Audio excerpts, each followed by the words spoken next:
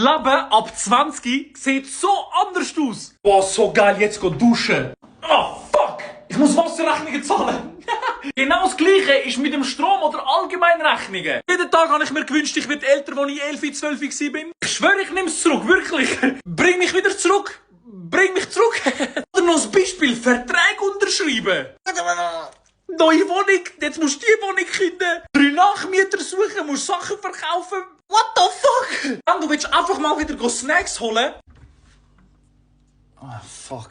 Du musst posten, jede einzelne Woche aufs Neue irgendwelche neue Sachen holen. Dann kommt das Schlimmste. Putzen! Ich habe nicht gewusst, dass ich als Einzelperson so viel Dreck verursachen kann. Nicht nur das, der ganze Staub. Ich sehe Staub, den ich die bei meiner Mutter nie gesehen habe. Logisch, weil meine Mami auch geputzt hat, aber... Fuck! Du gehst durch, gestern 2 Stunden lang wirklich Kugeln beim Putzen. Nächsten Morgen ist schon wieder Staub auf dieser verdammten Tür oben drüber. Fuck!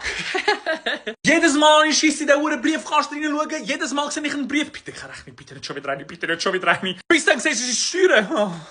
Aber ich bin ehrlich, die Freiheit, die wir haben, ist schon einfach etwas Geiles, muss ich ehrlich sein. Lang wach bleiben, bis wir selber entscheiden, wenn wir schlafen. Und am Wochenende einfach mal chillen, ohne dass irgendein Staubsauger hörst. Und einfach mal ausschlafen. Yeah. Schreibt mal in die Kommentare, was macht ihr am wenigsten lieb? Schreibt mal in die Kommentare, wann sind ihr ausgezogen? Ich bin voll okay mit 22 ausgezogen, oder ist das zu spät?